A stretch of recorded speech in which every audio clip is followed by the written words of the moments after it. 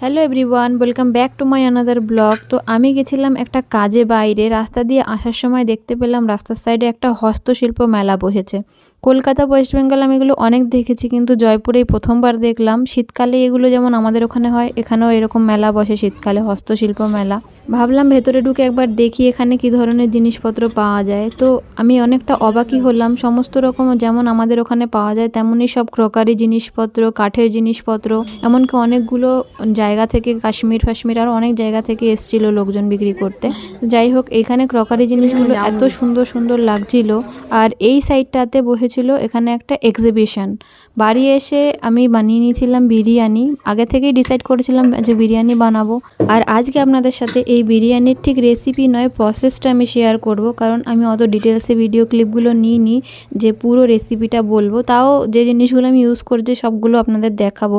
আর বিশ্বাস করুন, দারুণ টেস্টি হয় খেতে। শুধু তাই নয়, অনেক সহজভাবে বানাই আমি। যাদের মনে হয় অনেক ঝামেলা বিরিয়ানি বানাতে, তারা যদি এটা ফলো করেন তাহলে অনেক সহজে অনেক টেস্টি বিরিয়ানি বানাতে পারবেন। প্রথমে চালটা 1 ঘন্টা ভিজিয়ে রেখে ওটাকে 70% মতন কুক করে নিয়ে জল ঝরিয়ে নেব। তারপরে চিকেনটাকে বানাবো। চিকেনটা ম্যারিনেট করে আধা ঘন্টা রেখে দেবো।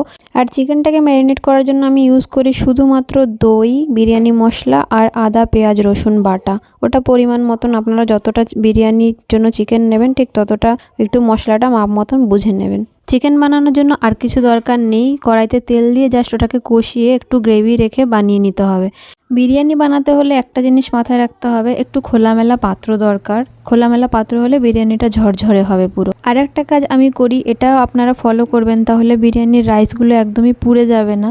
যে পাত্রে বিরিয়ানি বানাবো তার নিচে চিকেনের 60-70% গ্রেভিটাই দিয়ে দেবো, আর চিকেন আলু কিছুটা দিয়ে দেবো। তারপরে রাইস দিয়ে একটা লেয়ারিং করে তার উপরে কেওড়া জল, মিঠা আতর আর গোলাপ জল দিয়ে আর একটু বিরিয়ানি মশলা ছড়িয়ে দিয়ে এইভাবে ফার্স্ট লেয়ারিংটা করে নেব। তারপরে আবার তার উপরে চিকেন গ্রেভি আর আলু দিয়ে, তারপরে আবার রাইস দিয়ে, তার উপরে সেম এই জিনিসগুলো আবার দেবো, কেওড়া জল, মিঠা আতর আর গোলাপ জল, বিরিয়ানি মশলা।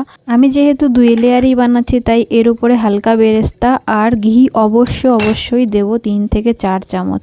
রাইসটা বয়েল করার সময় নুন একটু কম হয়ে গেছিলো, তাই 1 বাটি দুধের মধ্যে আমি নুন আর চিনি মিশিয়ে রেখেছিলাম, সেটাই লাস্টে ঢেলে দিলাম। আর কালারের জন্য একটু স্যাফরন কালার আমি এটাকে জলে মিশিয়ে রেখে উপর থেকে একদম হালকা অল্প একটু দিয়েছিলাম। ব্যাস, তারপরেই এই পাত্রটাকে একদম পুরো সিল প্যাক করে দেবো, যেন একটু এর ভেতর থেকে স্টিম বাইরে না আসতে পারে। তারপর এটাকে স্টিমে লাগিয়ে দিতে হবে, ডাইরেক্ট গ্যাসের উপরে বসাবো না। গ্যাসের ফ্লেম একদম লো করে তার উপরে একটা রুটি ভাজা তাওয়া রেখে ওটা একটু গরম করে তার উপরে আমি বিরিয়ানিটাকে রাখবো, আর আধা ঘন্টার জন্য রাখবো এটা। আধা ঘন্টা পর গ্যাসের ফ্লেম বন্ধ করে দিয়ে 10 মিনিট এইভাবেই